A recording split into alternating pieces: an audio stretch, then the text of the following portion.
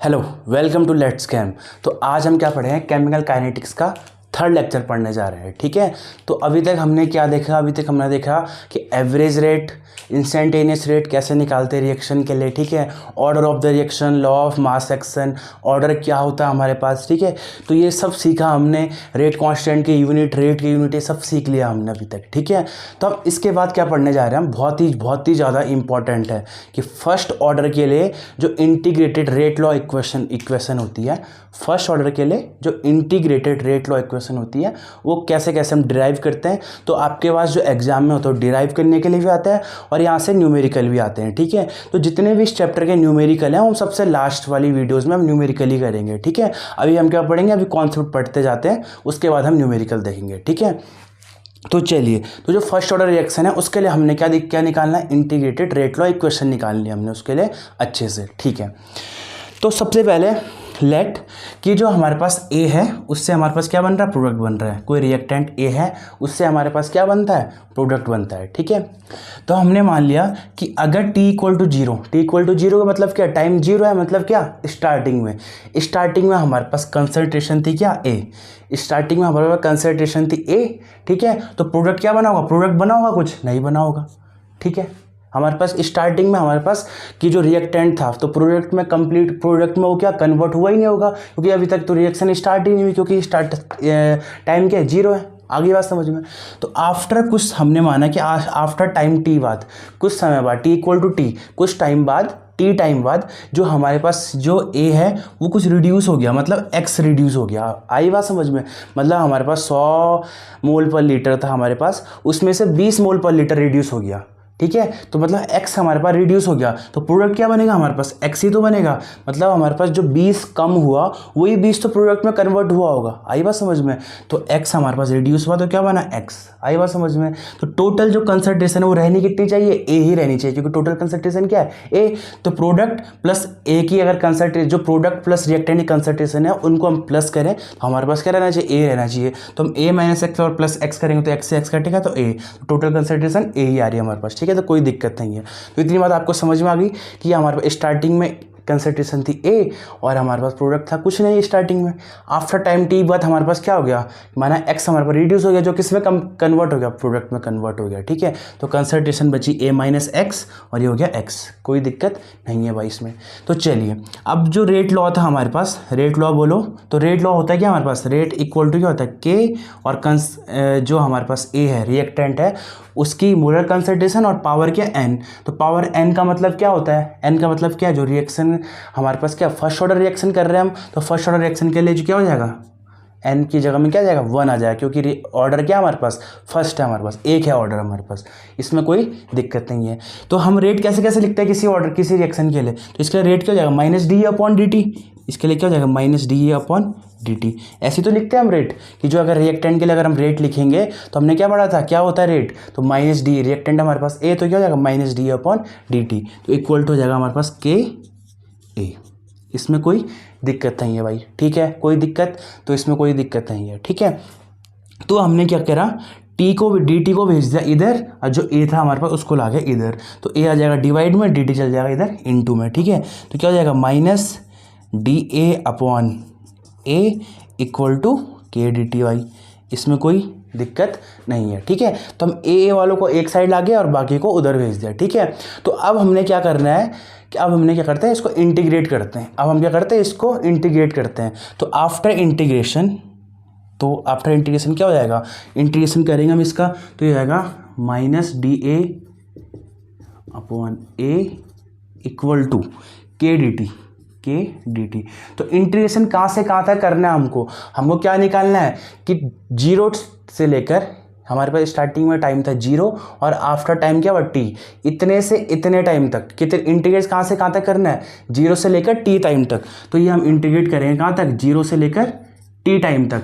और क्या, और कंसंट्रेशन कितनी चेंज हो रही है हमारे पास, ए से लेकर ए माइनस एक्स तक। तो कंसंट्रेशन चेंज हो रही है ए से लेकर ए माइनस एक्स तक। तो इतने के लिए हमारे पास क्या होगा कि रेट इक्वेशन क्या आती है हमारे पास। तो हमने इंटीग्रेट क्यों करा, हमने इंटीग्रेट इसे हमने इसलिए करा क्योंकि हमारे पास टोटल निकालना था कि इतने टाइम में और इतने कंसंट्रेशन में इतनी चेंज हुआ तो वहाँ पे हमारे पास रिएक्शन क्या आती है। ठीक है, आई बात समझ में क्यों करा हम इंटीग्रेट। तो कहाँ से लेकर कहाँ तक करा, a से लेकर a माइनस एक्स तक और 0 से लेकर t तक हमने इसको इंटीग्रेट करा। तो इसमें कोई दिक्कत नहीं है। तो हमारे पास आपको पता है माइनस को अगर हम बाहर लिख दें, माइनस को लिख दें अगर हम बाहर, तो हमारे पास क्या 1/a का इंटीग्रेशन है। क्या है ये 1/a का इंटीग्रेशन। तो जो भी बच्चे बायो वाले हैं तो आपको ये ध्यान रखना है 1/a का इंटीग्रेशन होता है हमारे पास क्या log a, 1/x का इंटीग्रेशन होता है log x। ठीक है, मैथ्स वालों को तो पता होगा इंटीग्रेशन कि 1/a का इंटीग्रेशन होता है log a। ठीक है, तो यहाँ पर इंटीग्रेशन हो जाएगा log a और हमारे पास जो लिमिट है वह a से a माइनस एक्स तक। तो इंटीग्रेशन कहाँ से कर रहे हैं हम, a से लेकर a माइनस एक्स तक। ठीक है, जो k है हमारे पास वो क्या हो जाएगा, k आ जाएगा बाहर क्योंकि कांस्टेंट है, और dt का हो जाएगा क्या t, और यहाँ पे लिमिट क्या होगी 0 से लेकर t तक। तो लिमिट क्या होती है, सबसे पहले upper limit minus lower limit. तो माइनस ये हो गया हमारे पास, माइनस सबसे पहले लगाओ अपर लिमिट लगाते हैं। ठीक है, तो क्या हो जाएगा log, माइनस को लिखो भारी, तो a माइनस एक्स क्या आ जाएगा, सबसे पहले log a माइनस एक्स। ठीक है, माइनस लोअर लिमिट तो log a, इसमें कोई दिक्कत नहीं है।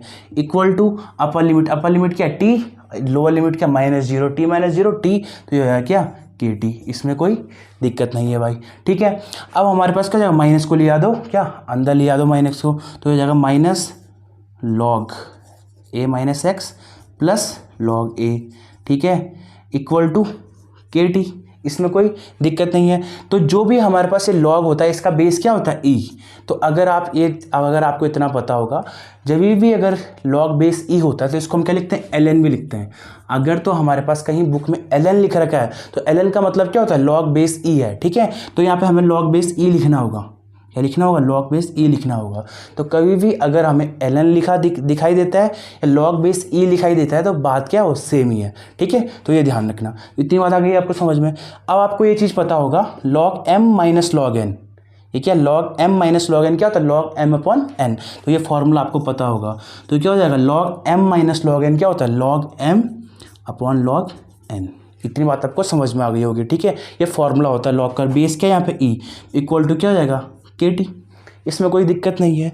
तो अब हमारे पास जो केमिस्ट्री में हम बेस यूज़ करते हैं, ये जो log बेस e होता है वो हम कहाँ यूज़ करते हैं, मैथ्स में यूज़ करते हैं। तो हमारे पास केमिस्ट्री में जो बेस होता है वो क्या होता है, बेस 10 यूज़ करते हैं। हम क्या करते हैं, बेस 10। ठीक है, तो log बेस e को बेस 10 में बदलने के लिए हम करते हैं 2.303 का इंटू, किसका इंटू करते हैं, 2.303 का इंटू करते हैं। तो क्या हो जाएगा हमारे पास, kt इक्वल टू हो जाएगा 2.303 का इंटू कर दिया हमने, तो जो log हो जाएगा क्या हो जाएगा, बेस में क्या जाएगा 10 आ जाएगा। तो log base 10 a upon a minus x, इसमें कोई दिक्कत नहीं होगी। तो हम क्या कर दे, k इक्वल टू क्या हो जाएगा हमारे पास 2.303 upon t log a upon a minus x, और बेस क्या है 10 है हमारे पास।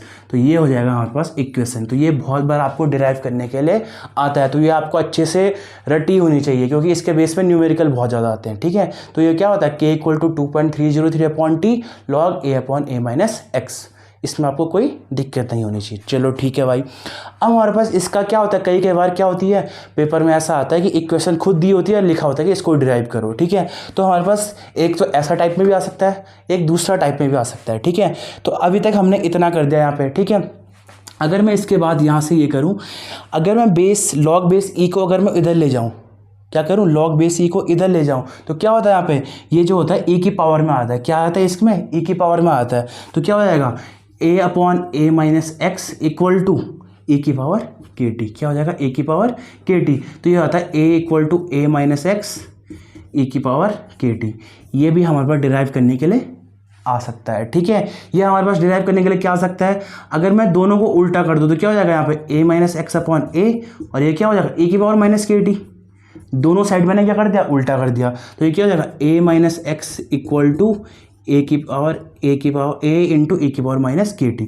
तो ये भी आपका डिराइव करने के लिए आता है बहुत बार। ठीक है, तो ये तीन चीज़ आपको डिराइव करने के लिए आता है। ठीक है, तो कई बार पेपर में क्या लिखा रहता है कि हमारे पास a जो है हमारे पास क्या है, कंसंट्रेशन है स्टार्टिंग में। तो स्टार्टिंग की कंसंट्रेशन के लिए हमारे पास a0 भी लिखा होता है, और जो हमारे पास एंडिंग की कंसंट्रेशन है उसके लिए लिखा होता है a। कई बार क्या होता है, जो a0 है उसकी वो होता है a, और a की वैल्यू होती है a माइनस एक्स। तो ये भी हमारे पास कई बार पेपर में आ जाता है। तो हमारे पास पेपर में इस तरीके से भी आ सकता है कि a के लिए क्या लिखा है, a0, और a माइनस एक्स के लिए क्या लिख रखा है a, ठीक है। तो a0 इक्वल टू a की पावर kt, ये भी हमारे पास पेपर में पूछा जाता है, ठीक है। तो बस a0 क्या है, स्टार्टिंग में कंसंट्रेशन, a क्या है, concentration at time t a minus x, ठीक है। तो अगर a0 और a लिखा होगा तो वो भी हम कर सकते हैं। तो कहीं पे अगर a माइनस एक्स की जगह क्या है a लिख रखा है और a की जगह a0 लिख रखा है तो वो भी हमारा क्या है, सेम ही है, ठीक है। तो आप ये अच्छे से देख सकते हो कि जो फर्स्ट ऑर्डर रिएक्शन के लिए हमारे पास इंटीग्रेटेड रेट लॉ इक्वेशन है वो हमने कैसे कैसे निकाली। सबसे पहले हमने इसके लिए क्या लिखना है, रेट लिखना है। आ गई बात समझ में। तो यहाँ पे हमारे पास क्या हो जाएगा, हमारा फर्स्ट ऑर्डर था तो इसकी पावर 1 हो जाएगी, ठीक है। तो रेट क्या होता है, minus D upon D T, ये हमको पता है पहले से। तो हमने ए को इधर लिया दिया, टी को इधर कर दिया, ठीक है। इंटीग्रेट कर दिया, इंटीग्रेट कहाँ से कहाँ तक करना है हमने, निकाल कहाँ से कहाँ तक ले रहे हैं, 0 टाइम से लेकर टी टाइम तक के लिए। लिमिट क्या हो जाएगी 0 से t, और कंसंट्रेशन इसकी यूनिट क्या हो जाएगी a से लेकर a माइनस एक्स तक। तो इसके बाद इसे हमने सॉल्व करा और ये हमारे पास ये 3 फॉर्मूले आ जाते हैं, ठीक है। तो सबसे इंपॉर्टेंट फार्मूला ये है क्योंकि इस बेस पे हमारे न्यूमेरिकल भी बनते हैं, ठीक है। लेकिन पेपर में ये दोनों फॉर्मूले डिराइव करने के लिए भी आ सकते हैं, ठीक है। तो आप ये ध्यान रखिएगा बिल्कुल अच्छे से, आप इसका स्क्रीनशॉट ले सकते हो बिल्कुल अच्छे से, ठीक है। तो आपको ये बिल्कुल अच्छे से आनी चाहिए क्या, फर्स्ट ऑर्डर रिएक्शन के लिए हमारे पास इंटीग्रेटेड रेट लॉ इक्वेशन, ठीक है। तो आप बिल्कुल अच्छे से समझ गए होंगे और आपको ये वीडियो जितने से जितने लोगों तक हो सके, बच्चों तक हो सके, वो शेयर करनी है, ठीक है। और इसके रिगार्डिंग कोई भी डाउट हो तो मुझे कमेंट बॉक्स में कमेंट करके आप पूछ सकते हैं, ठीक है। तो इसके रिगार्डिंग जितने भी न्यूमेरिकल हैं अभी तक जो मैंने टॉपिक पढ़ा है उसके रिगार्डिंग जितने भी न्यूमेरिकल हैं वो हम अपनी केमिकल एंडिंग की लास्ट वाली वीडियो में सारे सॉल्व करेंगे, ठीक है। मिलते हैं नेक्स्ट वीडियोज़ में, तो धन्यवाद।